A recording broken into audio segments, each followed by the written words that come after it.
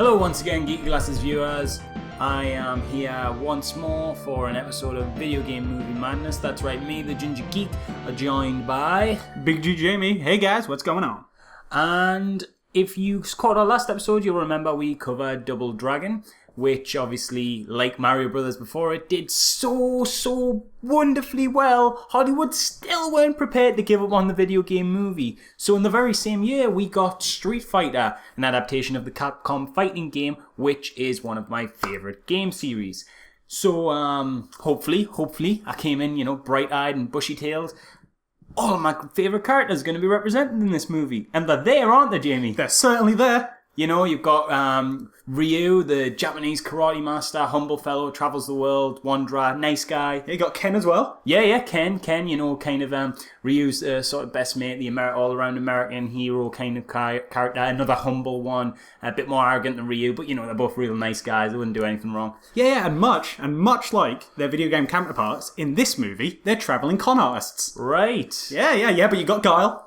Oh yeah, all-American hero, massive, blonde hair, big muscle-clad, real, just American straight through. That's kind of, he's almost, his entire character is based around the fact that he's American. Exactly, and in this movie, he is the all-American Belgian, played by Jean-Claude Van Damme. Right. And he has hair. Covered by a hat for most of the film. Yeah, it's not right, but you've still got all the greats. You've got Cammy. Oh yes, the British Armed Forces soldier. She's Australian. Played by Kylie Minogue. T-Hawk. T-Hawk, the absolute huge muscle-bound Native American. He's tiny in this and, wears the headband once. Chun-li. Oh, of course, the martial artist master, blue dress, famously, although obviously the skin swaps, kind of really famously in that blue dress with the thunder thighs and the massive kicking.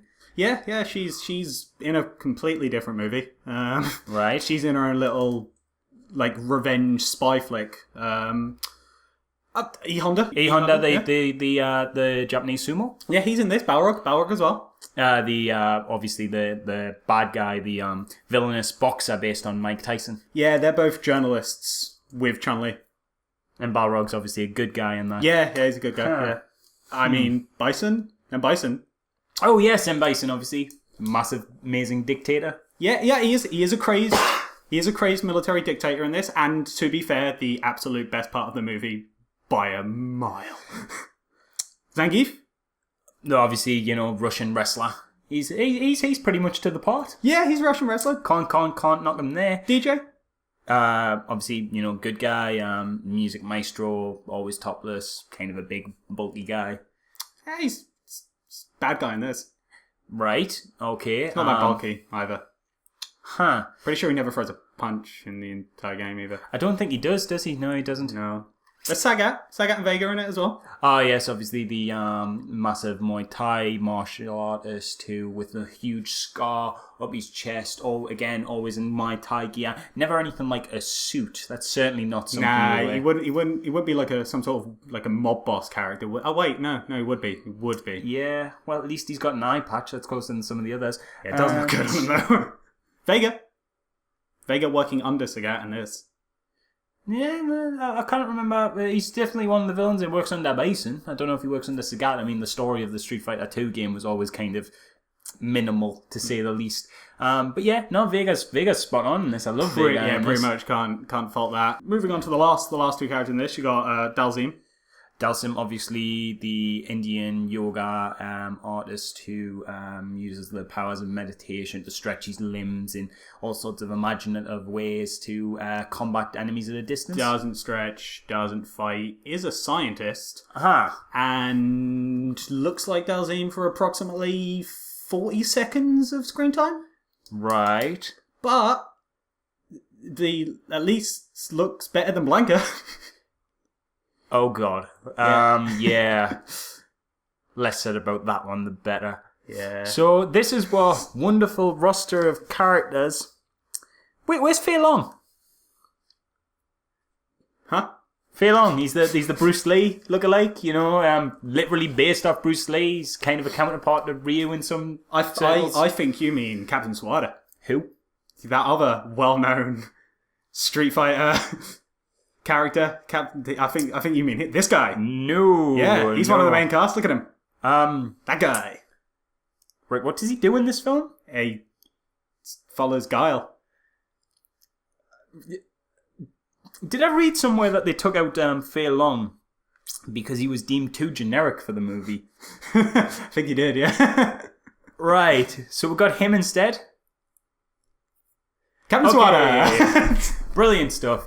So what a wonderful fighter select screen this is. Wow. Just like the games. This film hasn't started at all. Literally, we haven't even pressed play on this point, and just looking at the cast, we already know we're in for a hell of a treat. Yeah, although one fun thing that I do like about the sort of cast list is that it's about as multicultural as Street Fighter itself, but in the complete opposite manner. As in, all of the nationalities are represented on the incorrect people. It's hilarious. Oh god. Right, so to be honest, little bit of promise at the start. Capcom immediately put their name on it. They're clearly proud of this, I guess. Yeah, Capcom actually they gave their say in sort of every element of this. Like, all of it went through them, all got approval for them. They were heavily involved in the actual producing of the movie. Very interesting that, because this was obviously the first Hollywood attempt at the Street Fighter franchise. They obviously had Japan's animated Street Fighter 2 release, which is a really weird naming convention because they adapted Street Fighter 2, so Street Fighter 1 is called Street Fighter 2, and then unrelated Street Fighter live action film is called Street Fighter, but is the second Street Fighter film to come out. What? Yeah, so obviously we've not covered that because that wasn't out in the UK yet. This is 1994, and we are looking at Street Fighter, the live action film, Hollywood's first attempt at it. But Capcom, obviously, yeah, as you say, everything in it, and evidently were quite happy to put their name on it, so it couldn't be all that bad. We start off with a news forecast, crisis in Shadaloo. Everything's gone wrong all over the world, and we are told that it is the fault of the villainous Bison. They've at least got the villain in the right place, you know. Yeah. He's got a nice looking cap, everything there. Kylie Minogue credit comes up, throws you a little bit. They're odd, yeah. But other than that, you know, nothing offensive so far. You get a nice introduction. Chun-Li's doing a news piece. Obviously, she's the presenter. You know, she was a journalist in the games. It's all good. It's all good. We're there. We're nice. We're happy. She interviews Guile, who is quite clearly French. There is no mistaking that accent. I know you like to look at yourself on television, you sick son of a bitch. So look at this. But yeah, we can kind of go into the film, and it's all okay. Bit silly. Bison's got a big floating island to travel on for no reason. Did you notice Bison's costume design? Like, the costume designer and Bison's costume designer have separate credits because Bison's costume is that friggin' fabulous. Yeah, it is. It is pretty amazing, and it's all the better for how Rael just like makes it work. Like, my god, like whenever he's on screen, you just cannot take your eyes off him. He's phenomenal. Yeah. So, as far as we gather, the kind of plot premise is Bison taking over the world. Very two-dimensional villainous goal, but Raul Julia plays it with such passion. You cannot take anything away from him. I don't know how anybody cannot just adore this performance. Yes. Yep. He's obviously helped by Zangief. We see a quick glimpse of him. Looks the part. Everything's, you know, nothing special, but pretty inoffensive. Then we get our first fight of Street Fighter. This one's going to be good. Street Fighter. Obviously, you know, the thing you're going to be watching there is the fights. So Bison, he's got a soldier, comes into the place, Zangief takes off his hood, and he's like, "Nah, we will fight." And you know, it's a Street Fighter film. You're going to get pretty hyped for all this fighting action. It's over in like less than a second. Yeah, pretty sure it's just like I'm not even quite sure what happens. The edit's really weird. It looks like he trips over. Pretty much. Like yeah. I think what you're supposed to incline is that Bison twists and like lifts up his knee. Yeah. And he just kind of like bungs him onto his knee and crumbles like, from winded. But the edit's so bad and it doesn't look like Bison raises his leg, so it literally just looks like Bison taps him on the back, and the power of Bison's like magical performance just knocks him senseless. Well, I mean, Maybe, they're just raising expectations. You can't put a fight in the first few seconds. You can't get someone like interested in the movie. So they're hyping up, building up for better fights that's going to come later. Yeah, like you don't put all your eggs in one basket. You wouldn't come straight out the door with the very best the film has to offer. So when do we get a fight in this film? Actually, Jamie. Let's just go through the plot and see how long it takes to get to a fight. Yeah. So obviously we get, as I say, you get Guile, you get all the intro, and it just kind of sets up the premise. Yeah. There's a little plot point where we see that one of these soldiers, M. Bison has captured, is Guile's friend, which he works out because Guile, rather fabulously and subtly, shouts, "Charlie, Charlie, I'm coming for you," into the news interview, which obviously is then broadcast to M. Bison, so he immediately looks for a soldier called Charlie. He obviously finds him, and Guile drops his friend in the shit. Yeah, not really that smart. Like, if you want to save somebody, I wouldn't, draw attention that they exist to the crazed military dictator that you're trying to overthrow. It's not the smartest move in the world. It's like a policeman. It's like a policeman saying to a criminal lord, "What, you think you're so smart? Steve's been undercover with you for years and you never clicked on him." It really is. It's so dumb, but then you'll hear that phrase a lot from us. But so Guile then Guile Bison orders his soldiers to take Charlie to Charlie Blanca. Charlie Blanca. Yeah, it's important to note for later. Orders him to be taken to his lab for his captured witch doctor to turn into a super soldier. The first of his super soldiers. My favourite of the tropiest of tropes. Oh, it's a wonderful trope. We cut to Ryu and Ken as they're entering in a sort of underground fight area. We get a lovely, very quick look at Vega.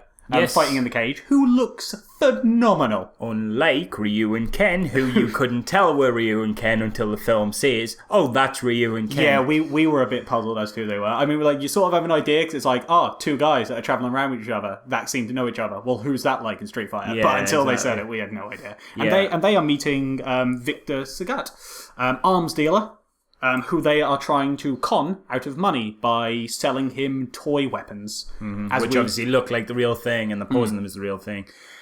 This goes about as well as you expect a con to go at the start of a movie. Yep.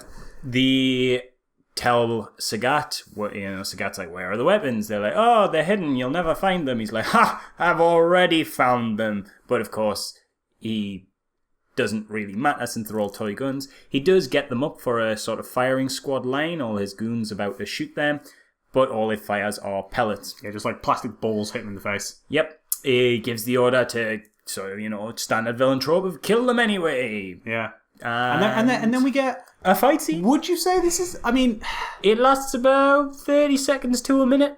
Yeah, but there's definite there is action. It is an action scene. I would say that much. It's the closest thing we've got to a fight scene so far, 10 minutes into the movie. The movie called Street Fighter, may I add. Yeah. And the thing is, while you could argue it is a fight, it's not a fight scene that I want to see in Street Fighter. I don't want to see people fight, armies of faceless goons. I want to see the characters. Exactly. I know. When you think Street Fighter, you don't think like Dynasty Warriors style Yeah, fighting. yeah, you yeah, think yeah. one-on-one, like epic, highly proficient martial art fights. So you get some of that. Like there's a few kicks and punches, and they seem to be doing all right. We'll get a really stupid illogical joke where one of them falls to the floor and the villain immediately picks up the gun and tries to shoot him. The fake gun that we've already established is fake. That they already know is fake. And he's surprised when it's, what? It hasn't turned into a shotgun in the past 20 seconds? What? Man, these con men are good. Yeah, it fires a plastic ball like it did 4 seconds ago.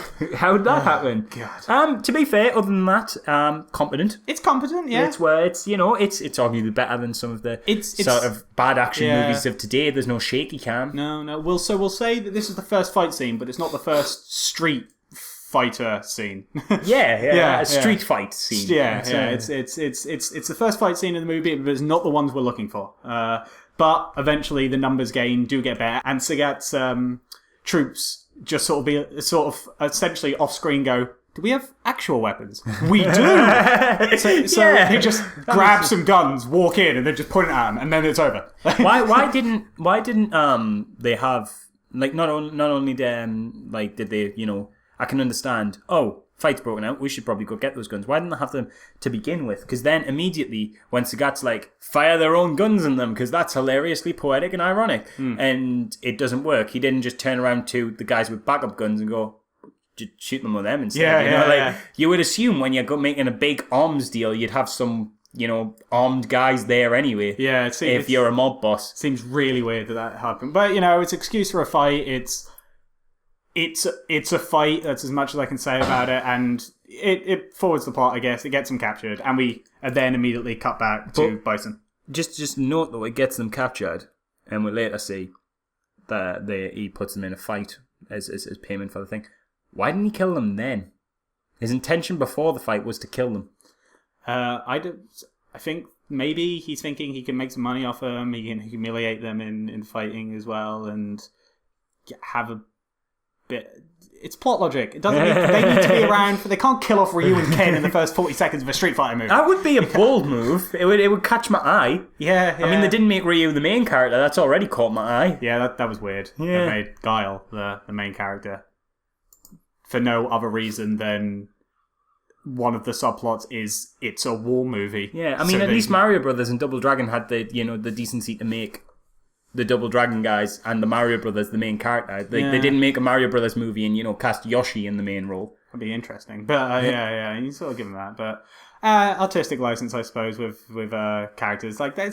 It's not that they put Guile in the lead role that makes that doesn't automatically mean this is going to be a bad movie. It's most of what happens after that makes it a bad movie. Yeah, that's true. But as I was saying, you cut back to a Bison and you see inside of his lab. You see a chained up witch doctor, which is Dalsim, and they open the pod to see Blanca being slowly turned into Bison's first super soldier with a sort of, psychological brainwashing? Yeah, it's like Oculus Rift meets Clockwork Orange. The sticks and stuff. That is a good...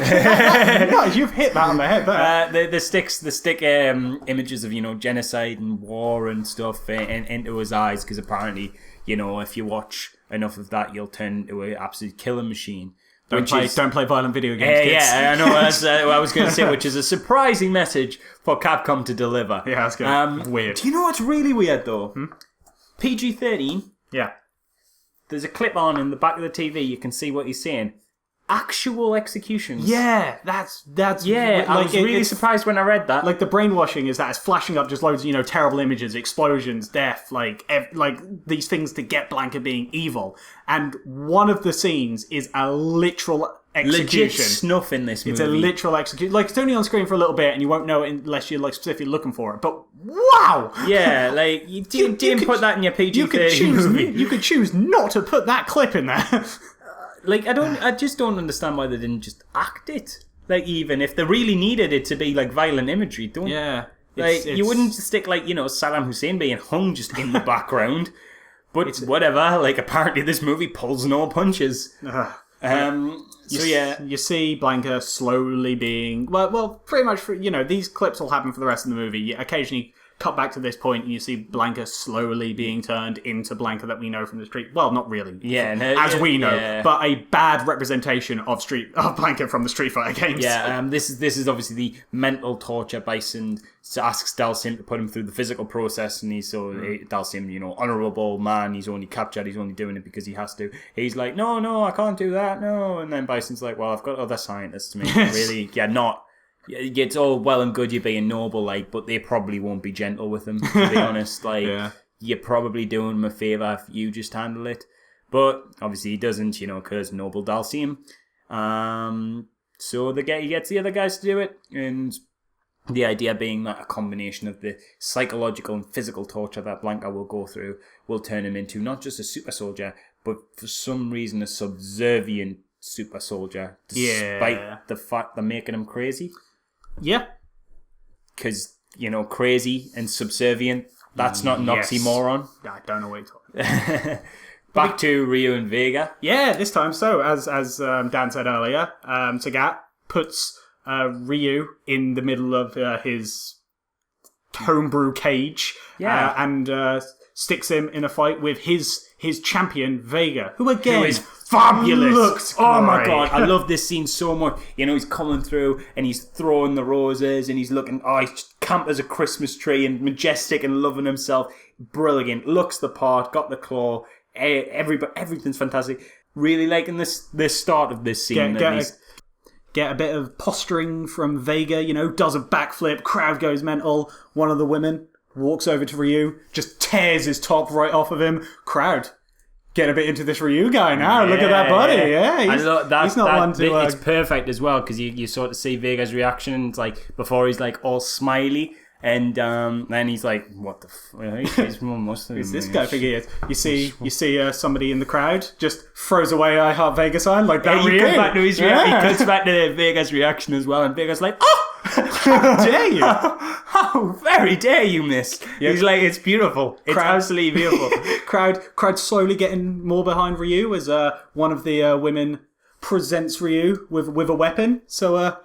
Ryu taking the time to do a bit of again, some more showmanship. Everything about this scene up to this point is just like it's building up to what's going to be the Street Fighter fight, the one I was waiting for. Like, okay, Ryu doesn't look the part, but Vega's spot on. They're in a fighting. The fact that they're in the cage as well, that's like a nice touch, because obviously Vega's background in his stage, he could climb up the wall with his claw and stuff and jump off it. That was kind of a big deal. It looked sort of like this. I mean, this is a bit more of a gritty interpretation of it, but it's almost it's nice. It's a nice style. It's a nice way to homage that.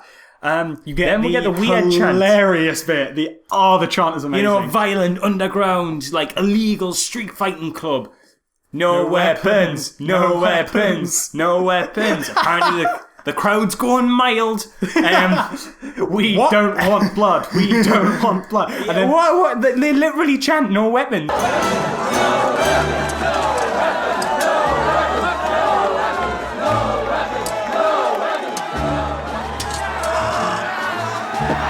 So, Vega's claw, not in it? Nope. Okay, fair enough. He doesn't always use the claw in the game, and I don't really want to see Ryu with the sword, so that's fine. Yeah. But, other than the no weapons chant, we have it. Then we have it. Here it is. The countdown. The tension is genuinely palpable here. You could, like, at least for me, the pacing, like, they're just eyeing each other up. The countdown clock's going. It's genuinely gripping stuff. I can't wait. They're charging each other, and then the climax. God, for it, just as a weird aside, just to the scriptwriters of America, if you want to make your lead a likable guy that I want to see continue being this film, don't have him stop the fight. Oh, I know, because of course the man who stops it is Guile, which makes me hate Guile because he's literally just paused the movie in favour of him. It is so annoying. The worst thing as well, this whole scene is just really stupid. I mean, it progresses the plot, it gets but he just pops his head out and it's just, "You're all under arrest." He's in a tank. It's not got the best manoeuvrability. Nah. They could all sort off. They could literally just run around it. Like, Guile's, like, he plays a sort of hardline, we're going to get the terrorists kind of guy, but he ain't going to fire a tank in this enclosed space. No. The tank's kind of pointless apart from the big entry. But whatever, and Guile arrests all of really, them. the big takeaway from this scene is just, fuck you, Guile. Yeah, do you know what? Stop our fun. Do you know what annoys me? Like, we're 15 minutes into the movie, and it's like the dictator thing. Like, that's the main plot. I kind of, other than that, don't know what it's about. It's just kind of sort of been things happening. Yeah. If that makes any sense. It's like, he has Ryu and Ken. Why should I care about them? Like, you got to assume, like, I care about Ryu and Ken because I play Street Fighter. But this is a film. This is a different medium. You wouldn't, like, adapt the Hunger Games from a book and not give anyone the backstories because it's like, well, people have read the books. You have to assume there's a new audience coming into this. And Ryu and Ken are there, and you're just supposed to be like, they're relevant. Because. Yeah. Like, Guile's not made any reference to having to clamp down on illegal street fighting at this point, so his appearance is just a surprise. Yeah. It comes out of nowhere. But yeah, we'll go back. We'll see him meeting. He's meeting with Fei Long.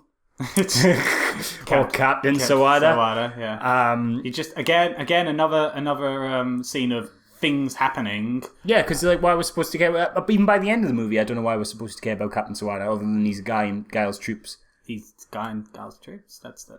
But like he's a named character. Yeah, he's one of the three main characters. He could literally be anyone else. Well, I mean, I could give you the actual reason as to why. Please do. Well, as established before, Capcom had to approve every single aspect of this, and originally the actor that plays Captain Sawada was Capcom wanted to play Ryu, but the director wanted someone with a bit more of a bit more comic timing and a better sort of understanding of the English language, so they didn't end up casting him as Ryu. But because the actor that plays him is quite big in Japan, Capcom really didn't relent with we want him in the film. So the writer and director, Steven de Souza, had to just make up a new character to put him in a role. Bloody hell. And he came up with Captain Sawada. It's the only reason he's in the film. You know what it is? Like, if that's the kind of behind-the-scenes stuff that went on, I'm a lot more forgiving of the poor, unfortunate director in this instance. I feel so sorry for that's not even the half of it, to be honest. Okay. I'll sprinkle little because after the first two movies, I went into this prepared. I researched this. Yeah, you're a lot more prepared for this than me. I know like bits of trivia that I've come across like just in my time, but that was new to me. I went out and researched this. Like I am not suffering through that. Like with no knowledge. I need somehow to like comprehend these movies. Just prepare yourself. To prepare myself. So I've researched the behind the scenes stuff. So yeah, I'll sprinkle some of these intimately. But yeah, I think the main point of this scene, apart from just generic military stuff, you have Cammy, again, Australian, Kylie Minogue talking, and then Guile gets attacked. I like how they were dead set on, Ryu should be played by a Japanese man. Cammy, Guile, whatever, you know? Yeah. And didn't they even push for Jean-Claude Van Damme? Yeah, they actively sought him out. Like, he was the main, like, when Capcom and Steven, the director, met up, the main, the two roles that they had, that they wanted, they actively pushed for were Jean-Claude Van Damme as Guile and Raoul as M. Bison. Why? I understand Raoul, he's a fucking god in this movie. He's good. And just a phenomenal actor overall. But Jean-Claude Van Damme, from a I think maybe it's a cultural misunderstanding. Maybe. Like, Jean-Claude Van Damme, big action star in America in the 90s, so they've just looked and went, oh, well, he's the American boy. He's action man. Yeah, maybe. He's the poster boy for American Hollywood cinema, not bearing in mind that he's a Belgian. Maybe. Portraying a man whose sole defining characteristic is that he's American. I'm not even one of these guys who's like, oh, Nick Fury should have stayed white, Spider-Man can't be black, Fantastic Four, what? Human Torch is played by a black guy now. Like, I couldn't care less if they changed the ethnicity or even, country of origin of anyone, but when the character is still played as all-American hero, like, you kind of need to stick with that. Like, I couldn't care less if Spider-Man was played by a black dude, but if the entire movie insisted he was white, that would be a bit weird. I suppose it is a little odd because he is, as we say, Guile, American, played by Jean-Claude Van Damme, Belgian, and in this movie he is essentially the star of an all-American war movie where he takes down the terrorist by saying no to him and just doing it, just going in. The old-fashioned American way. We will not negotiate with terrorists. In fact, there is even that scene later. Yeah. So, obviously they've set up like a makeshift sort of prison or even a real prison. I don't know what the system they had because they're the army, not jailers, but whatever. They've got a prison. And, Ryu and Ken are getting their asses kicked for reasons, I guess. I guess Sagat and Bison, Sagat and Vega are still mad at them, but they're not even the ones that start the fight, and they don't do anything to incite a bit of a prison riot, so it just sort of happens, random guys are going to attack them. Vega takes his opportunity. I did like he has he has a makeshift claws. Yeah, but a makeshift. They're adorable.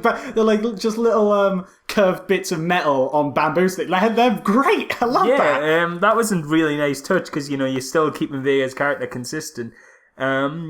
with the Vega of the games, even when you can't, if that makes any sense. But, I mean, it doesn't make any sense as to how he got those. You'd assume the prison was somewhat more protected than to just leave, potential weapons lying around. So in the time between them getting arrested and here, like, we have no idea of how long's been, like, it's a time skip, but we have no idea, like, how long it's been. Like, because it could be that they've just been in there with 5 minutes and just, there's bamboo. Fights broken out, they've just found them and put them together. I mean, there's like construction stuff with bamboo, so it could be in there's there. that really hilarious bit where it's like, prison riot, and then, like, there's just, like, two guys just, like, casually, like, push over. They just push over the construction things. It's like that bit in Community where Fat Neil, like, incites a riot and he just, like, knocks over a bin. It's like... That's exactly right. But because of the fight and the riot that ensued, Ken and Ryu attract the attention of Guile, and we later learn that Guile's plan is to get Ken and Ryu buddy with a Sagat, who, again, the film has said that Sagat is one of the main arms dealers for Bison. So, Guile, plan, get Ken and Ryu, get him buddy with Sagat, have Sagat escape prison. He goes back to Bison, leads him to Bison. America wins. Fantastic. Brilliant idea. Genuinely, good thought out plan. Yeah. Criminals are going to trust criminals. Amazing if Guile wasn't the same guy who just dropped his mate in the shit by willingly just shouting his name into a camera. Yeah. I'm not going to trust him to put anyone undercover. Yeah, Guile... Speaking of, we then go to his mate being horrendously tortured. Yeah. Furthermore, his muscle mass being increased X amount of percent, 49% at this point, by the copious amounts of drugs and plasma that the bad scientists are injecting into him. I love that the bags literally just say, like, DNA mutagens. Use extreme caution. Like, you can just get a bag of mutagens. Yeah. I like to imagine that you just get, like, Bison just pop down to the local shop and just like pharmacy shop and just... What have you got that's green and glowing? I'll take it all. He's just literally installing them with, like, really bad Mountain Dew. Yeah, it's not actually muscle that's getting there, it's just fat. It's just energy. Just like he puts so much in him, he just goes around punching things.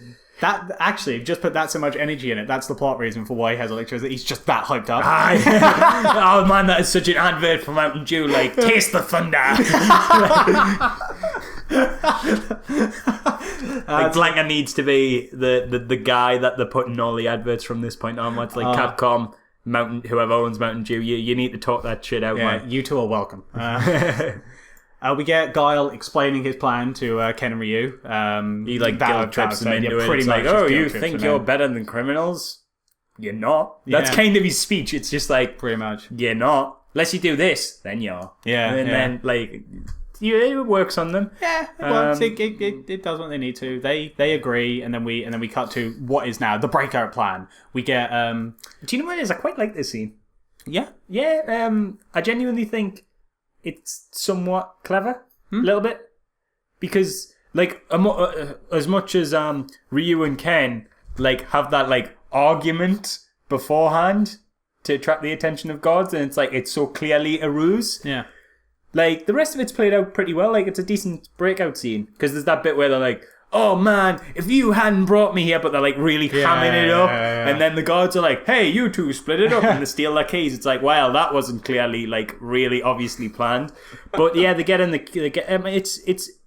I like it because the film's very stupid and expects you to just accept a lot of things like as they are, anyways. But this genuinely has setup and like there's subtleties to it, like Sagat says to Ryu, when he's breaking himself out, pass me the keys.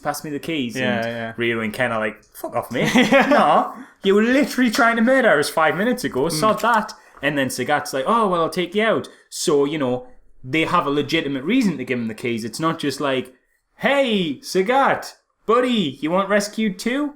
Honestly, we've not got ulterior motives. Yeah. You know what I mean? And I expected the film to do that. And then, obviously, it makes a point of Ken shoots Guile. Where that's kind of clever because although it's painfully obvious Guile isn't dead, it's part of his plan, you never see Ryu and Ken accept the deal. So at this point, the audience can interpret it either way. They have just legitimately escaped, full heel turned, shot Guile, Guile is dead, Or if you think about it a bit more, it's like, he shot Gale because if they see Gale dead at the hands of Ken, then they're obviously going to trust them. Why would he be on Gale's side? Gale is dead. And it's good because it's you never... You can interpret it both ways. I mean, yeah, it's pretty obvious, but, it leaves a little bit of ambiguity about it. There's a small bit. Because, when they're playing it off, when Ryu's, shows him, I've got the keys, he's like, hey, look what I've got, pretty smug. And Ken's oh, shit. As if they, obviously it's planned, it's intentional, they know they're going to do it, but they play it off as if, we've just cracked this, we are legitimately breaking out here. Yeah, it's almost like the director... didn't give them the next page of the breakout script. It was where it's all revealed to be a plan. It's almost as if the actor's direction was, you guys have legitimately doing this for the first time. You've improv'd your way through this and you've gotten lucky. Act like it. It's I'll admit, it's a nice little bit. Yeah, I mean, it's not, mind blowing. I'm not going to be like, oh, wow, this is like the Dark Knight interrogation in terms of in equivalent of breakouts. But it's good. Yeah. It's well executed. It's not bad. The action's competent. The break out the thing. The sparks fly. And to sort of add the little cherry to the top that I love. I love this because it's bad. Is Kylie Minogue as Cammy's reaction to Guile getting shot. Oh yeah. Oh, the Oscar. Go for that Oscar, Kylie. Wow. You can do it. In it, she has got neighbours nout in comparison to this. She's cracked it out now. Oh, it's amazing. It's hilarious. But yeah, this whole scene, it's very competent, very nice. I mean, at the end of it, Ken hanging off the side, firing. It's just, it's just an all-around good scene. Well done. You've done one. but significant because we'd neid never said that at all about Double Dragon or Mario Brothers. We can't ever say, hey, that was good. Yeah, we said we enjoyed the clusterfuck fight scene in Double Dragon, but it wasn't good. No, it was not a good scene. Yeah, so this is fair. Although, unfortunately, as just for the counterpoint of this, and this is a part of the problem that Street Fighter has, so much has just happened. You're 20. Oh yeah, yeah. 21. Because then immediately afterwards, Chun-Li does a combat roll, throws a tracking device onto the van that we're supposed to assume is stuck to the van in the tiny little bit of cloth that just folds over on the side. That's it wouldn't immediately just fall off the truck the second it went over anything resembling remotely a speed bump. But whatever, just go and ruin it. Yeah, go on. Unfortunately, then you've got it's that point of all this stuff is happening with these characters we're sort of introduced to. That's nice, but then the truck goes out and it's oh wait. Also, there's all these other characters we still need to have plot. You get a glimpse of E Honda. Yeah, but boom, have Chun-Li do something there because she's still got a plot that we need to get through. It's there's just so much happened. Because this is essentially, we're still on Act 1 at the moment. Yeah. And just so many characters have been introduced, so many different plots have been set up. It's because when you consider you're 20 minutes into the film and we have had Ryu, Ken, Kami, Gale, Captain Sawada, Chun-Li, E Honda. That's 7 characters that are major roles in this film, all introduced in 20 minutes. That's a lot to take in. All with their own different reasons for being in the film. Sagat, Bison. 10 characters. All with their own reasons for being in the film, all with their own motivations, all with what they want to accomplish. This is those first 20 minutes have been rushed to high heaven. Oh yeah, you get a big pill to swallow. Yeah. Immediately. But we'll go back to Bison with Zangief, 11 characters. Zangief is in his Bisonopolis model thing. And I think it's literally called Bisonopolis, isn't it? I think so, His little dream that he wants to build with his world domination. He sees that Gale's dead on the screen. Yeah, continuing the plan, it's important that Chun-Li reports this because Bison needs to know so that he knows he can trust Ryu and Ken when they eventually get there. Again, it's well established. But and DJ's like, oh, that's great news. Which, also DJ's in this movie. Just suddenly. But DJ turns around to Bison and is like, hey, great news, congratulations, man, your arch enemy's dead. Arch enemy normally being Ryu in the games, but whatever. Your arch enemy's dead, and Bison's like, no, this is terrible news. I wanted to fight him one-on-one, as it should be. Because Bison, honourable dictator. Yeah, the gentleman crazed military dictator. Again, and he plays it well. I feel it. The passion there. There's a sadness. There's a melancholy in his heart.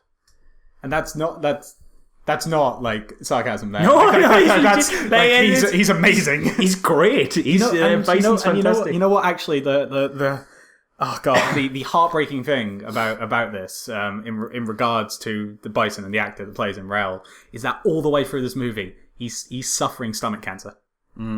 Yes, this was his final film, but he's still amazing. Oh yeah, he's phenomenal. The film shit. Yeah, he's fantastic. Yeah, we'll say you can't knock him. We'll say what we want about the film, and we will say exactly what we intend to say about this film. It's bad, but he is the one shining light. Like if you haven't watched this film, you will enjoy it because of him and some slightly comic moments. And a man after our own heart. After that amazing speech, the gentleman one, Zangief. Zangief's our boy. Zangief, genuinely real funny moment. Yeah. You know, Bison has this dramatic speech, cuts back to DJ who's having none of his shit. Yeah. And Zangief's like, that was beautiful. It's like, yes, it yes, was. Zangief. It was. Zangief. I like to think he was talking out of character there. Yeah. He was just on about Raul Julia's performance. I like to think that he didn't even know cameras were on him there, and that was just that was just lucky. They just kept it in the film. I assume not, but let's pretend. Yeah. Well, we get as I stated earlier with when we were going through the character roster, Chun-Li is in a completely different movie, and doing the spy thriller thing. She's in a spy thriller movie. So they literally have the conventions in the spy thriller because she's got like a driver as well and like a backup Balrog. But she's with E Honda and well, Balrog. actually, if we are gonna just talk about the fact that this is a completely different movie, shall we play? Oh, if the Daily Mail reviewed this movie. What in fact, you know, I took this last time for Double Dragon, but I want to play just a slightly different game. And it is a game for you, Daniel, because in my research for this movie, I came across an interview with the director, who, as luck would have it, described this movie by using 3 different movies. So I'm going to play this game. Daniel! When the director, Steven de Souza, described this movie, what movies did he say it was like? I really don't know. I've got my guesses. Okay. I don't think they're going to be right. I'm dying to see what he thinks this is like. Yeah. But I'm going to say when the director was interviewed by the Daily Mail and asked what 3 films he would use to describe this movie, it would be Rush Hour, because you got martial arts buddy cop thing. Well, martial arts buddies going with Ken and Ryu. Meets The Departed, because you've got an ensemble cast, obviously, with all their own motives, and you know there's lots of tricks and double crossing. You know, Ryu and Ken are double agents. Gail's like pulling the strings when Bison's pulling his own strings. Okay, yeah. Scorsese's classic The Departed. Nice. I'm putting that out there. My God. And Old Yeller for the scene I won't spoil. That comes later. So once again, like Double Dragon, we're doing the for a surprise and later. Right. Well, so there's my 3. Right. Okay. Well, you're wrong. I assumed as much. 0 out of 3. See me after class. F. Right. The actual fabulous. The actual. Goddamn. The actual 3 movies were Star Wars. What? For the war between the Allied. But you could say that about any film. Saving Private Ryan, Platoon, Band of Brothers. Why didn't you compare it to any of them? They have at least got American military in them. Okay, well that comes later. But I don't know why Star Wars actually. He didn't explain these. Okay. So Star Wars, James Bond, Chun-Li. That's what. Kind of. I mean, it's as good as I'm grasping at straws for Departed. And he didn't actually say a 3rd movie. He just said, and a war film. Oh, okay. So hang on. It's Star Wars and a war film. Yeah. Because Star Wars wasn't a war film. It has wars in the title. Wasn't an American war film. Oh, well, there we go. But they're the 3 movies this is like, apparently. No. It's okay to be wrong. Yeah, it's okay to be wrong. Like, I can sort of see where he's a product of passion. I can sort of see where he's coming from. He's just trying to sell his little film, bless him. It's really actually quite sad about the director, like what happens. I mean, it's like he wanted so badly. This is his first directing role. Oh no! Yeah. The worst thing is as well, he's really talented writer. Let me list to you some of the movies. Did he write this? This season, yeah, he wrote and directed this. But before this, here's some of the movies: Commando, Okay. 48 Hours, The Running Man, and Die Hard 1 and 2. Oh, okay, right. I mean, those first three, I was like, yeah. And Die Hard 1 and 2. What? Yeah, It's amazing. yeah, No way. yeah. He was a No. he was a writer in all of those movies. No way. Yeah. I refuse to believe it. I know it's fact. I refuse. I genuinely refuse. I mean, I can't. There's talent here. Oh God, yes. Actual talent, but like, what is it with these movies and just like don't know. somehow like with this movie, I almost partially want to blame Capcom because Yeah, like actually. I said earlier, they had to have approval on every aspect of the movie, but in particular, like they forced Steven to shoehorn in every single character because in one of the first production meetings they had, it was agreed that there'd be a cast of 7, a main cast of 7, and then that would be it. But like in the coming weeks and months, and after like there was production issue after production issue, Capcom just kept sending, "Oh, we want 2 more people in this movie. Oh, we want these 2 characters. We want these 2 characters." And eventually, Steven just like sort of broken down, just relented, and it got to the point where, in one interview, he did the maths like on speakerphone and went 15 characters. 90-minute movie, 6 minutes a character, and just burst out laughing.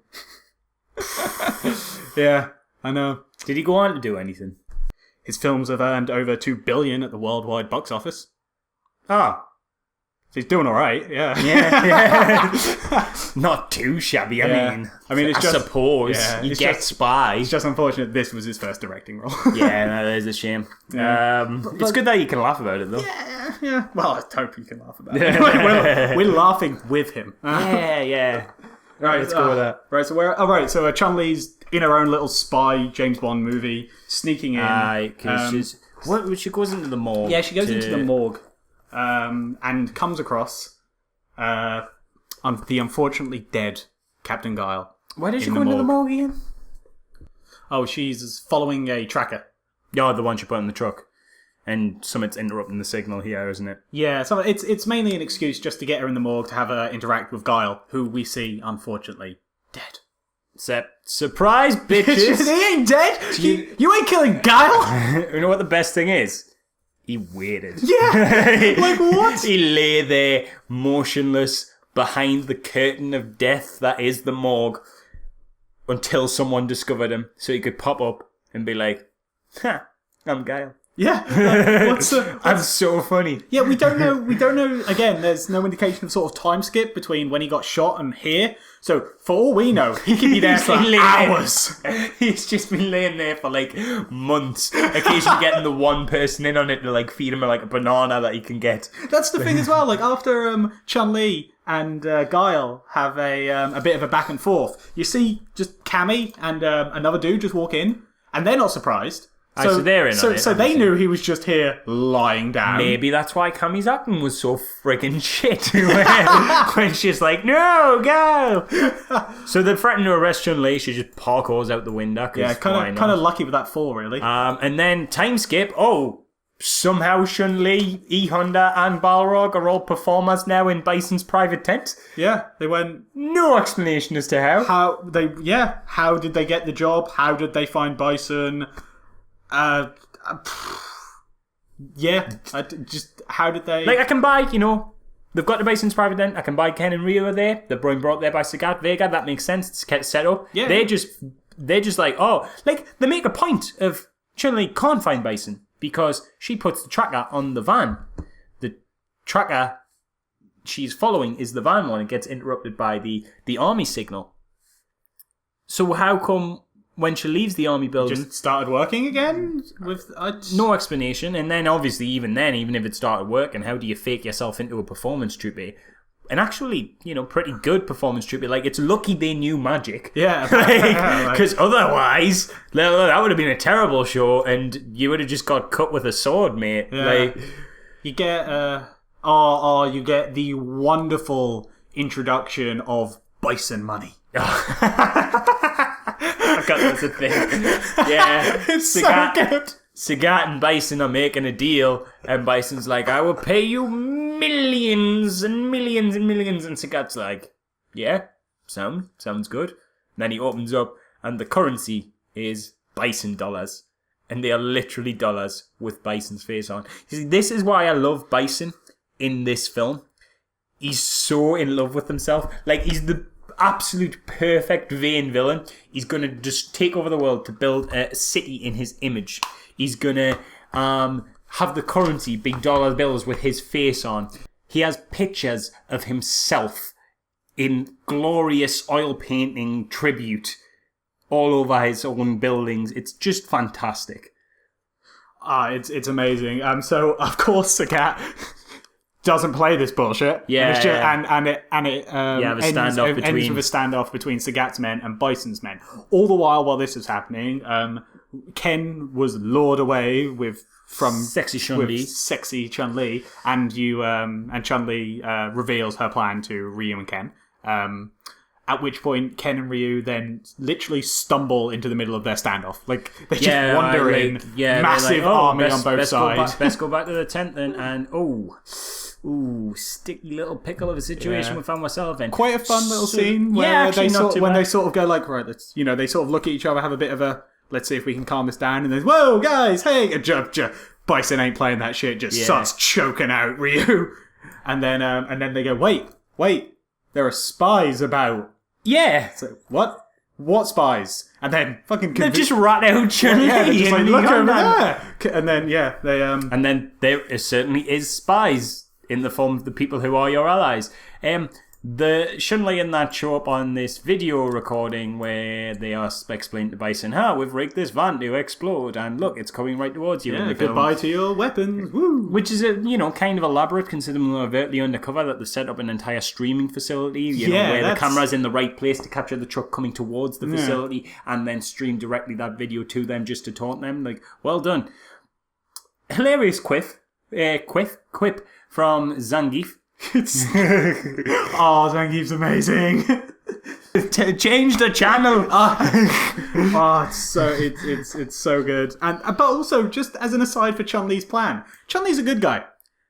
Like, you can see that yes, there's a lot of like military people around here, but there also seems to be just like a lot of people just like doing their jobs around. Yeah. Like, it's pretty harsh for them to just be like, maybe some innocents die in it, whatever. It's a Death Star logic, isn't it? Civilians on the Death Star. Star Wars! Instruction guys. Hey! The Star Wars. Hey, we always manage to do this. Every film is Star Wars. And then immediately after the explosion, they're captured. Yeah, we don't know. Computer graphic just says Chun-Li, E Honda, Balrog, captured. Apparently they had no exit strategy. They're like, right, that's probably killed them. Let's just wander back. Shit, that they're still alive. Yeah, and it's literally a computer graphic just tells you. Then that computer graphic zooms in on Bison's base. We're teleported to his base, and they're imprisoning the guys. E Honda and Balrog are going to be tortured. Bison's a bit creepy with Chun-Li, you will take private residence in my bedchamber. It's really odd. It's like, Christ's sake, apart from Cammy, she's the only other female lead. Does she really need to get perved on? Come on, movie. Yeah, it's a bit grim. And the 12-hour countdown ticks over. You get the wonderful bit where Giles delivering the military sort of briefing for what's going to happen, and it's, we can't attack them from the sky, so we're going to do it from the sea. And there's a little graphic on the side that just says stealth boat. Yeah, stealth boat. And they have to do this because the countdown clock is ticking over. They have 12 hours to pay Bison a lot of money, literally into his bank account, which I thought was hilarious. Like, I always assumed villains dealing in millions and millions and millions of dollars would have some kind of big private offshore facility to accompany the money, but it's literally there's a bit later where he's just like, DJ, check me balance. not an innie boss. It's zero. Are you not got an overdraft? He literally has zero in his bank account, which is fantastic. Giles like stealth boats. Let's do this. And the reason why you told us. Now, I don't know if this is actually the case, but I'd like to imagine it is. Where they ended up filming this scene, they didn't actually get permission to use airplanes. Like, they didn't get the airspace permission. So I like to imagine that line in the film of just an air raid is impossible is just a reference to the fact that they physically could not do it. Like, they legally couldn't do it. Because there's no... He doesn't seem to have any anti-air facilities or planes flying overhead. It's just literally, no, like, an air raid is impossible. Producers won't let me do it. Yeah. Then there's a really weird torture scene. That's like... Oh, yeah, it is. Almost played for laughs. Yeah, it's... Well, I saw it and I thought BDSM. Because E. Honda's just like... Mate, this is just a Tuesday for us. Like, he I does mean? have that sort of a face on. Me and the missus. Well, he's just like, he's getting whipped and like cut to bits and he's just keep picking his teeth. He's like, not too bad. But then there's a bit where like, then you get a view of his back. It's grim. Yeah, and the reaction is, oh, and it's like, what? Those, sorry, I just got whiplash from what just happened. What happens there? Although you do get that one good gag, which I think we'll just let play. Honey, give me a hand. We've only been in jail 2 hours. Maybe next month. Give me a hand, fool.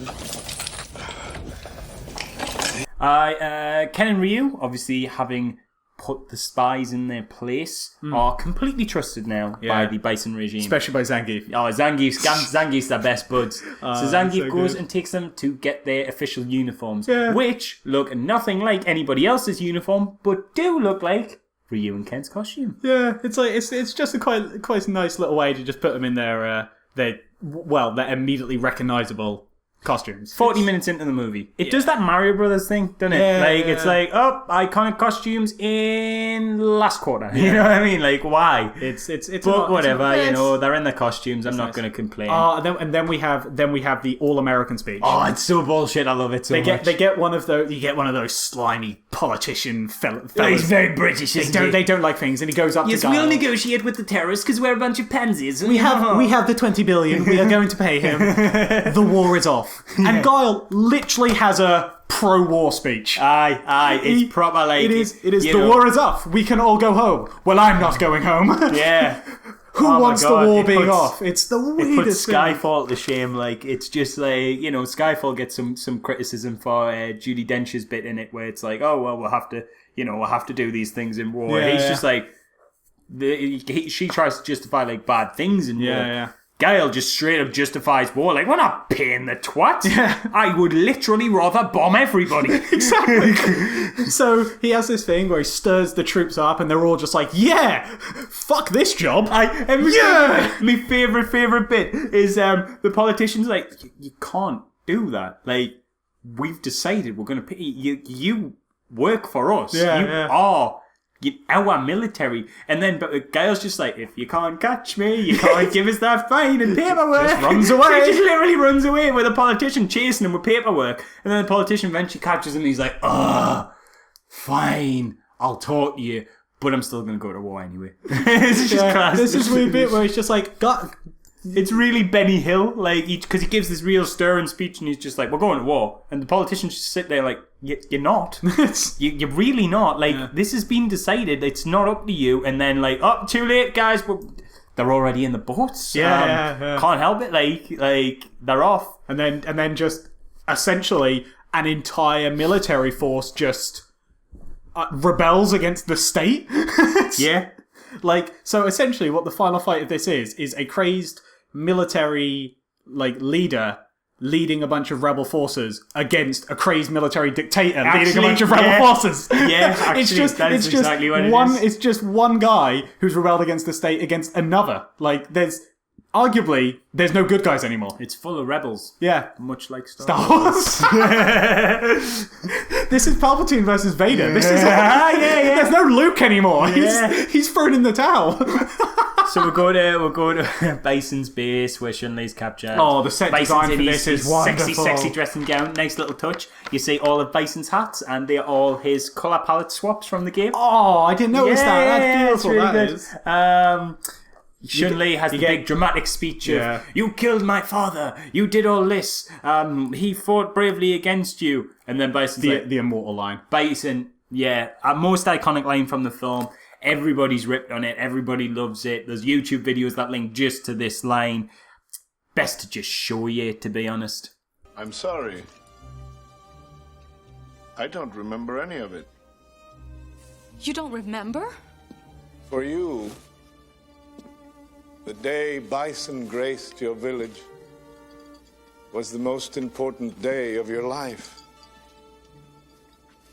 But for me, it was Tuesday. Glorious. Nothing more can be said about that. Just perfectly delivered with all the ham that's necessary. Not no over. Just brilliant. Just fantastic. There is a perfect line reading, and I like to imagine that was the only take. Yeah, 100%. Because Real is just that good. So continuing that, there's like a weird thing where even after all of that, Bison's like still trying to set the mood, even though. And there's a fight. There's a one-on-one fight. 51 minutes into the movie. And how long does it last? About 20 seconds. Oh God. Yeah. But before this, Ryu and Ken have helped spring E Honda. E Honda and Balrog from the prison. They all they're all friends again, and they all burst in to save Chun-Li, and Bison's just like, I'm gonna leave now and control this gas from the walls without pressing any buttons or doing anything to initiate the gas. Bison just jumps into a revealed area, like a door closes, and then just gas starts pouring in. Like, apropos you literally nothing. see him as well. It's not like he goes behind a door, the door closes, and you can assume on the other end he's pushing buttons. He literally stands transparently watching over them, giggling maniacally. As gas just pours in. Which comes in out, like, there's no reason for that to pour in. Like, if it just... I like to think it just pours in at random times, just in case there's people in there. Bison just has to go out. Like, if he's in his room, he's got, like, an alarm set up. Time for the room to be gassed. I'll pop in the glass chamber. Yeah, it's odd, but like, it's just a necessity. Come back to the raids military. going on. You know, boats are pouring in. You get a bit of that, and we get Blanca is coming near to completion. Somehow the drugs and the psychological sort of brainwashing has turned his skin green and changed his hair color and his hair length and I made it. I have just realised how racist this film is. What? Totally. Right? You subject him to all this thing. You take away his soul. Yeah. Turns ginger. Just putting that out there. I knew that was just putting that out there. Like, come on. Not every evil person is ginger. Like, they're just going along with the character design. They made him particularly ginger. Okay. Okay, maybe media has a bad... Like, maybe society is unfairly harsh on gingers, but I don't think that's in this case. Like, I don't want to say, Street Fighter doesn't, like... Gingers aren't evil in, like, the Street Fighter universe. But it isn't a good one, put it that way. So anyways, we go back to Bison. It's kind of a flicks between Guile raiding the Bison headquarters and Bison in his headquarters. Yeah, you get back to Stealth Boat. Yeah, which has an amazing stealth function. The bit I love is just before it goes stealth. Cammy, Guile, and T-Hawk, because that's T-Hawk, in the boat, flick down their visors, then stealth mode activates. Oh, yeah. Like, for some reason they need the visors down, and then when they get found out, they've got the visors up, and it's like, mate, put your visors down. They'll see you. You know what I mean? Then you have, like, the most powerful gun in existence from the stealth boat. That's just like, you have a little clip of it firing, and it's just like a normal little railgun of just da-da-da-da, then it cuts to where it's hit, and there's just explosions. It's amazing. It's beautiful. Bison is currently dealing with Guile's attack on his army forces, and he does so... Probably the best homage to the games this movie has. Yeah, so he's coming in on the boat, and Bison summons up a controller in front of him, which is literally, and I do mean literally, not like when people say figuratively and mean... Not figuratively, literally.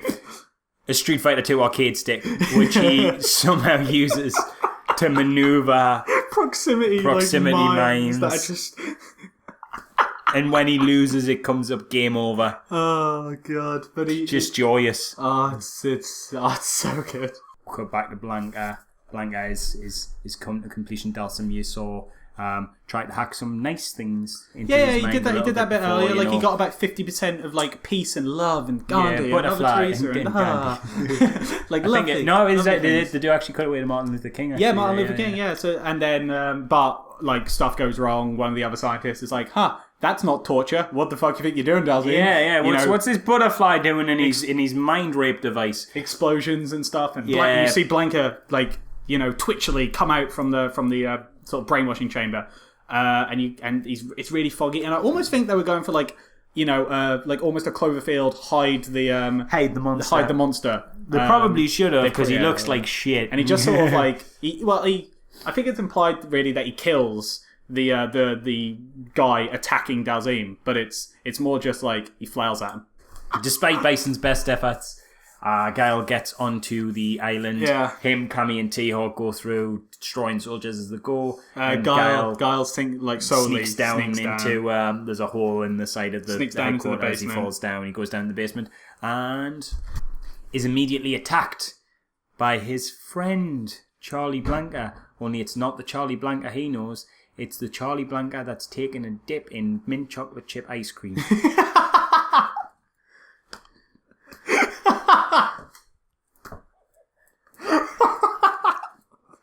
Look at the state of this, man. It literally looks like someone's dropped a troll doll in green paint. Guile should just kill him. Yeah, which he chooses to almost immediately. Much like Old Yeller. Yeah, that's even. I'm sorry, boy, I gotta put you down. He didn't even think twice about it. This is like his best mate. He's like, you're not human anymore. Yeah. You seem to have some remorse, like when it's because he does the whole "it's me, Guile," that old cliche of oh, don't you remember? I'm your friend. Then Blanca seems to remember, so there's some humanity left in him, and Guile's just like, fuck it, knee good. Sorry, mate. Can it be having you like this? And he literally just goes to put him down. It's so dark. Only thing that stops him is Dalsim. That's like, mate, What he could be? What are you doing? yeah.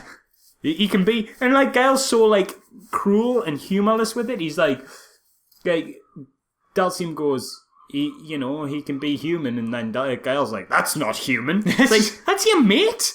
That's Literally, like 45 minutes ago in this movie, it was, "We're coming for you, Charlie. Yeah. Don't give up. I'm gonna get you out of there." Oh, Charlie, what happened?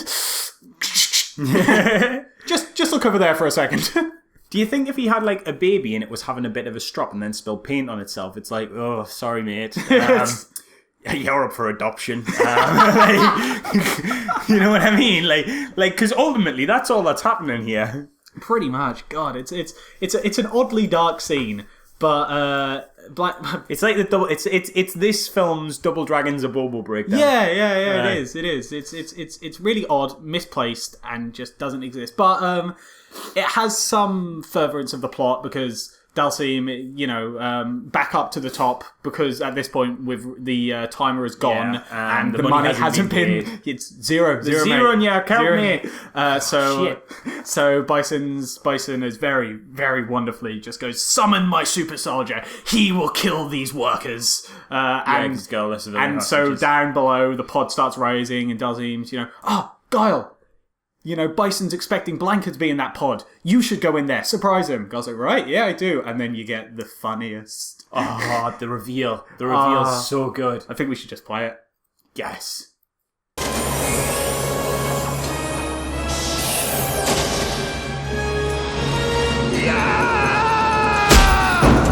What is in the pod?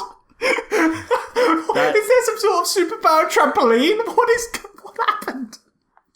It's just purely like they've just hidden the fact that he can fly in this movie, which is surreal because like clearly they went for like a more realistic feeling with the whole thing because they don't have anyone doing their super moves. You don't see a Hadouken. Well, you sort of do later on, but it's not a Hadouken. You don't see Guile's Sonic Boom. But, they've got no problem with him jumping through the air like an orangutan on speed. That's actually something that was a deliberate choice by Steven and Capcom. They didn't want to shoe in elements from the games, and they cited the Mario Brothers movie as the reason not to. The Mario Brothers movie was nothing. Why did people think the Mario Brothers movies like the games? I don't know. Why did Capcom and Miyamoto think, hey, that Mario Brothers movie far too similar to the games? It's not. It's nothing like. What? This is so frustrating. It's just I'm just here stating trivia. You interpret it as you want. And this is kind of the point in the movie where everything goes to its Street Fighter Ish element. Yeah, to it as much Street Fighter as it gets, you know. Yeah. Kami takes off some clothes and suddenly looks like Kami a bit. E Honda puts on some you warhands. nearly get a fight between Honda and Zangief, but you don't. Oh yeah, that is weird. E Honda and Zangief go to have a fight, and then it cuts away from them, and then when it cuts back to them, Yeah, like a good 10 minutes later in the movie. yeah. Captain Sawada, who we've not seen for a while, and it still is irrelevant as ever, he comes in and goes, oh, there's a CCTV thing here, let's hack into it, see what we can see. And it cuts to Zangief and E Honda just falling over with Godzilla sound effects. So, because they're breaking through Bisonopolis, like the little cardboard thing that you see earlier in the film, and yeah, there's just Godzilla sound effects in the background as they crash into this. It's so weird. I get the gag, but it's like, as well as that, it's not just one Godzilla roar, it's like, it's really like overplayed. Do you get it, guys? Do you get it? We're made it funny. It's such a weird shoehorned in, I don't know, homage, reference to it. I just don't even know. It's really weird. But yeah, you know, everybody's reading the thing. Note that we are, at this point, 1 hour and 20 minutes into a 1 hour 30-minute movie. Yeah. And we still haven't got a fight. So, like, shit's hitting the fan everywhere else, like, fights happening, etc. Like, the army men are coming in, explosions are happening, and you get what I think is probably, well, not the highlight of the movie, because that's all of Bison's scenes, but you get a quite funny, subtle gag done by Guile. The knife gag. Oh, yeah. There's a bit where, you know, all the soldiers are pointing guns at him, he pulls out a knife, they all stop backing off. He's like, yeah, that's right. I'm terrifying, and then, you know, the camera slowly zooms out, and it's just that there's a bunch of soldiers behind Guile, and he has that look of just, I thought I was intimidating. Yeah. It's like quite... I like it. It plays off his arrogance. Yeah, it's the one part of this that I've been like, you know what? Not a total dick. Yeah. Obviously... But then we finally got our first actual, like, Street Fighter fight. 1 hour and 16 minutes and 9 seconds into the movie. We counted this. Yes, we did. We got it. We get Guile... We get Guile, Bison. Much like... And it's pretty much the remainder of the film, to be fair. Like, they do... Like, it's a large chunk of the climax. Though, the fight is kind of crap. Yeah. I mean, again, like we've said, this isn't, like... Unfortunately, you know, Raul's suffering in this movie, and he's not the most, like, agile person. But even when it cuts away to other people who are in perfectly good health. Also, as well as this fight happening between Guile and Bison, you also have the climactic fight of Ryu and Vega and Ken and Sagat. And there's various action taking part on all elements of the island here. But they're all still... Yeah, they're all bad. Kind of bad, yeah. Like, competent at best. Competent. I mean, like, you know, Guile gets in a couple of nice spin kicks. It's a weird sort of thing of, like Guile, boom, does a spin kick, lands it, you know, hits Bison down. Bison stands back up. Guile does another spin kick, and Bison just doesn't learn, apparently. Yeah. He does defeat Bison rather easily. And you're like, oh, that was an anticlimax. But, dun dun dun. It's his suit brings him back to life. Yeah, with a hilarious, like, his suit literally performs CPR. CPR, yeah. And again, literally, not figuratively, CPR. literally. His suit performs CPR. It's a beautiful thing to behold. You see it pumps adrenaline into him, wakes them all up.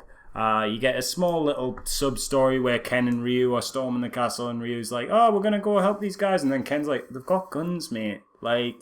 Let the army handle it. We're kind of just here and we've done more jobs.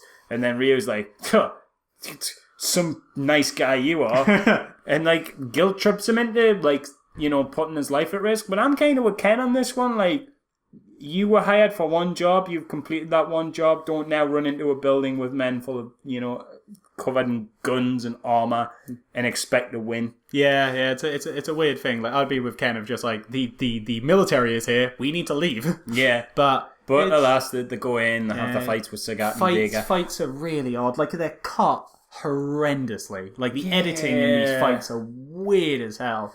Just a small thing as well, but I'd have put Ryu with Sagat. Surely. Like, I mean, I don't know how much you know on Street Fighter lore, but like, Sagat and Ryu, bitter rivalry, you know. Sagat's got that massive scar on his chest. Ryu put that there. That's like a major Street Fighter plot point. But Ken gets it, and it's just like, why? It's nothing. I mean, it doesn't really matter because ultimately the fights are a bit bland, anyways. But it's just a little thing, you know. You could have just done that. It would have been so easy. You get a nice bit of the wave from E Honda's bathroom level. Is on the wall in the building where they're fighting. Oh, cool! I didn't notice that. That's literally the same image. Okay, got like this ripped straight from the game. It's really iconic. That's a nice little touch. Again, one of few. Yeah, that's the thing. It's got loads of nice little touches. It's just a shame they mucked up everything else. Yeah, the second stage of Guile Bison fight happens, and Bison now has. Well, he basically becomes more Bison. He becomes more, more in tune with Bison of the games. Yeah, he starts flying about. He's shooting stuff all over. A few more cutaways of people are exiting the building. DJ's making a run for it because he's like sod Bison. You actually have a funny bit before where Bison's losing the fight and DJ stood behind him. You know, like as he's like losing his island, and Bison's like, we will stand here together, DJ, like and. Fight in glorious combat, and DJ's just like behind, looking like with a raised eyebrow, Billy style. Slowly just wanders off. You get another wonderful bit with Zangief where DJ is just like, you know, DJ's at this point of like looted stuff and is running away. He bumps into Zangief, who's finished his fight with E Honda, and they get a little bit of just like, DJ, where are you going? We must fight these people. It's like, what are you talking about? We're going to lose. He's a bad guy. We're getting out of here. It's like, what do you mean he's bad? Nobody told me that. It's like, why were you working for him? It's like, I was getting paid and then ran away. And Zangief's just, we were getting paid? Zangief and then Bison steal the show in this one. Like, so Vega would if he had more than 4 lines. Yeah, it's unfortunate. But then Zangief, apparently this is all... That conversation was all Zangief needed to essentially do a redemption arc, and like save a single line of like, hang on, nobody told me he was a bad guy. just that's enough to literally be on the good guy's side now. So Guile defeats Bison again. Everybody's trying to escape. Then by end, Zangief is the one that holds up the door to save. Make sure everybody. You get a scene of Guile coming across Dalzim and Blanca, who he. Just leaves. They stay there. Yeah, like they're just like, oh yeah, we're not gonna make it out. And he's like, sound, I'm off. Ta-ra. See ya. They all run away. Massive base explosion in a base that I think you pointed out looks a bit like Lego. Yes. All of the heroes. All of the heroes and Zangief, who's now a hero. Like sort of, and Captain Swallow. It's just standing around. You know, the explosion goes off, and they're all just like, oh, Guile, has he made it out? No. Guile. Sagat and DJ do make it out. Yeah. No Vega. Yeah, that's. Where's he? Does he die in the explosion? Okay, before I get onto that part, fun fact. The first draft of this movie that was put forward to the MPAA for approval was rated R. What? Yeah, no, that's one. No, seriously, like, why? What? Like, the Street Fighter film was rated R, but the Mortal Kombat first draft was a legit PG-13. Yeah, like, I don't know why. Obviously, I'm not part of the MPAA, but that was the case. The director...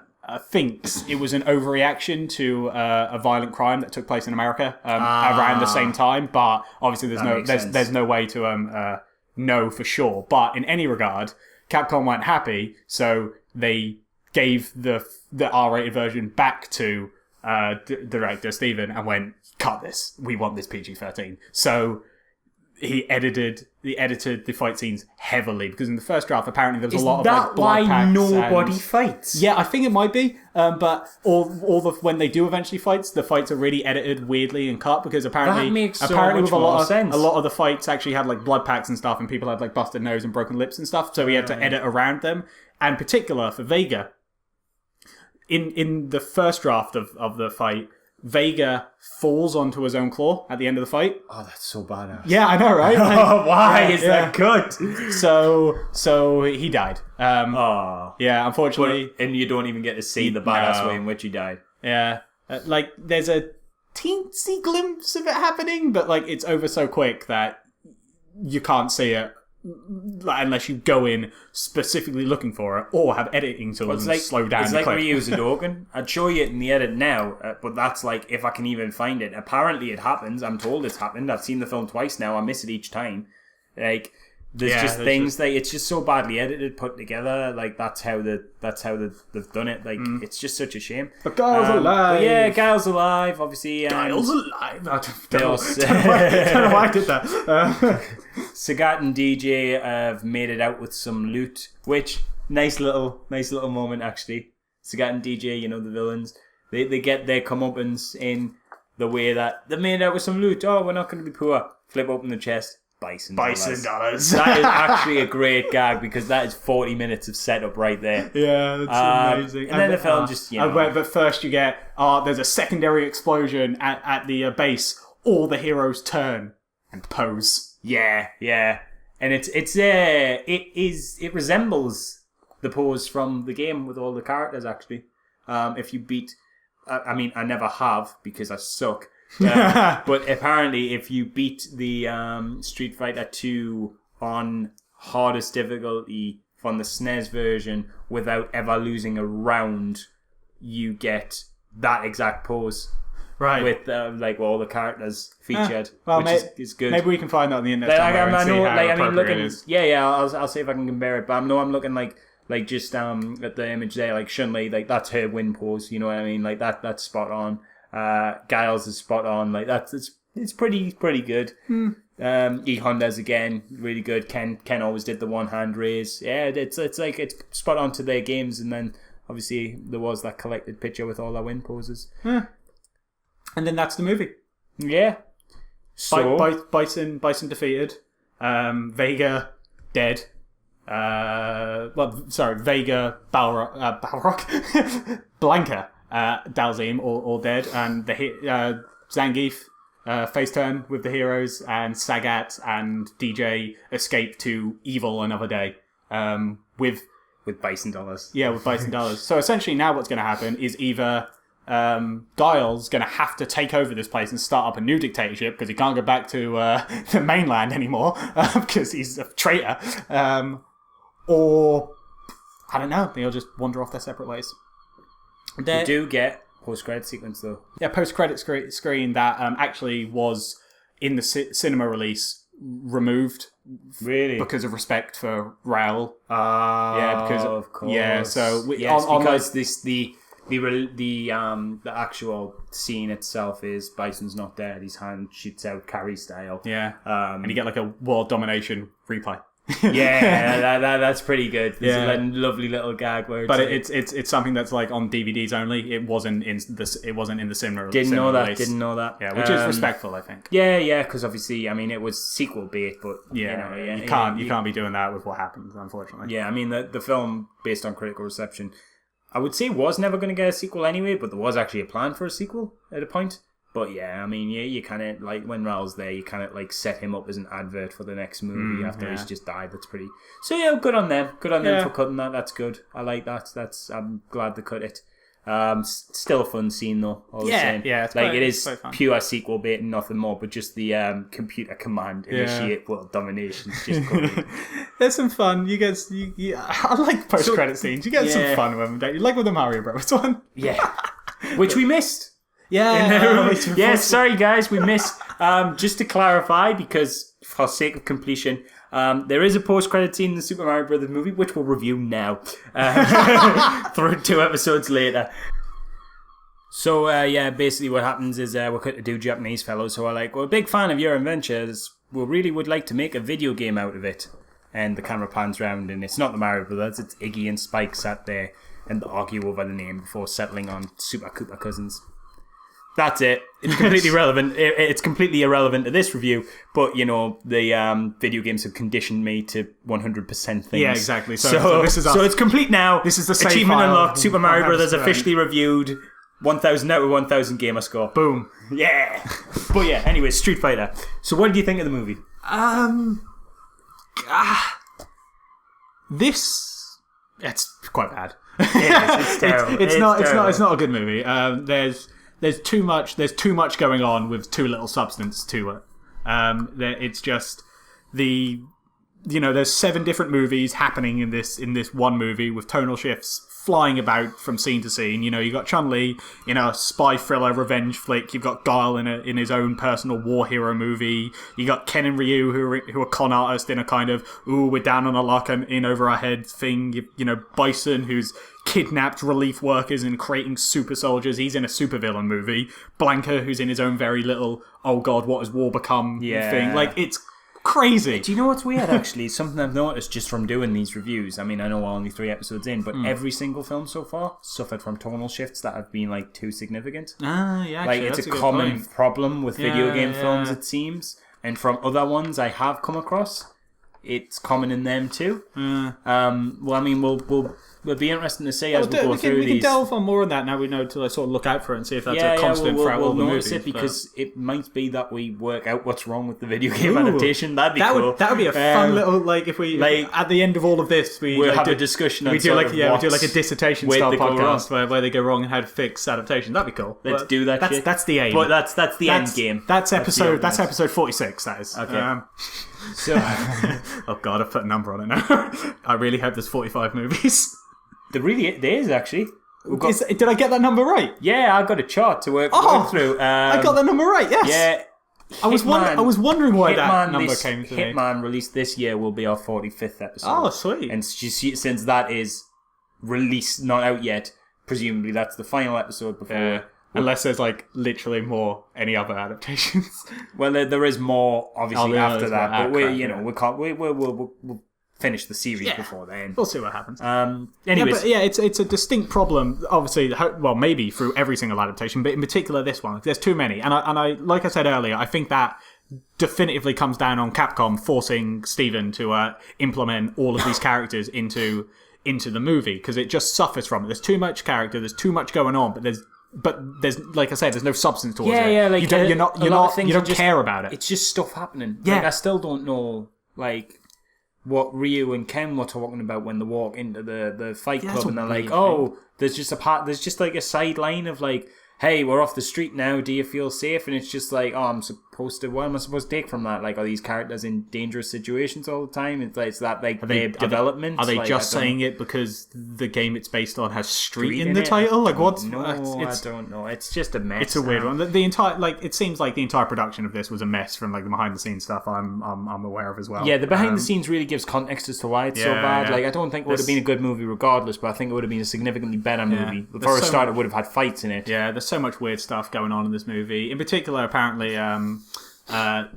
Jean-Claude Van Damme was a absolute menace to work with on this film. Like, I can imagine. Yeah, not only really bad things. Apparently, he was going into this movie being a cocaine addict. Wow. Yeah. Oh, Christ. Yeah, so, like, Jean-Claude Van Damme's apparently difficult to work with at the best of times, never mind when he's off his face on coke. Yeah, apparently, that's, again, this is stuff that I've researched and things that I'm aware of. I don't obviously know that definitively. I wasn't on this movie shoot, but it's stuff that I've heard from interviews with people who were on the movie shoot and the director. It just sounds like a mess of a movie. Like, I think there was something tangible there, because you look and it's got redeemable qualities. The comedy's really well done at times. Like, there is good to be, like, there is good here. Like, there is clearly a story. Like, there's some semblance of what I imagine the story that, like, Steven originally wanted to tell is here, but he kept having to shoehorn in different characters that all have to interact with that plot that it just got so bloated that it just didn't work. It's like a really big pond. Like, there's loads of stuff there, but there's just no depth to it. There's no depth. Like, it's exactly that. Do you know what though? I kind of like it. Yeah. Like, the good elements put it above the other movies we've reviewed, because, like we say, there are scenes that are fun. Like, Gull's plan, while not really matching up to his character of run in and gun everything, is fun. Like, it's a good plan. It's fun to watch it sort of act out, Vega's, there's a lot of characters are spot on. The characters that are spot on are fun to watch. The ones that aren't any fun, really. And unfortunately, there's more wrong than good. Yeah, unfortunately. To me, I could have... Like, I don't love the movie. I like it a little bit. It's a fun watch. It's fun to riff on and stuff. But I probably would have loved it, at least as a kid, if it had just had fights in. Yeah, that's the biggest fault of the movie. Yeah, I like adapting a Street Fighter game and not having a fight until the last 10 minutes is just sinful. There's a again in research, an interview online where it's talked about that one of the first production meetings Steven and Capcom had when they sat down to figure out what they were going to do with the movie is that they didn't want it to be just a normal, like, just tournament style fight because they felt like it was beneath them, like it was schlocky to just have fights. Schlocky? Just Enter the Dragon did that! What's schlocky about that? But they wanted to do more. They wanted to, like, inject a story and stuff into it, and like going in that way completely ruined the movie. Like, evidently. There's too many characters. There's too much tonal shifts. Here's a little bit of trivia for you. Oh, personal cool. trivia. When I first watched this back in probably not 1994 because I'll only been 2 by then, but not long after Could have been that. your first film. Yeah, not long after that. I must have been about 4 when I was super into my Street Fighter phase. Around about the time I was bashing the SNES, somewhere between the ages of 4 and 6.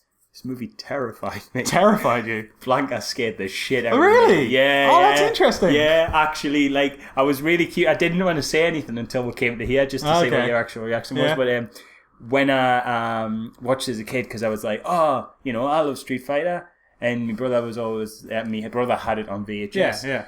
And I remember watching it with him, and I was like really, really confused, because it came in like at an odd time. And I was like, what are you watching? He's like, Street Fighter.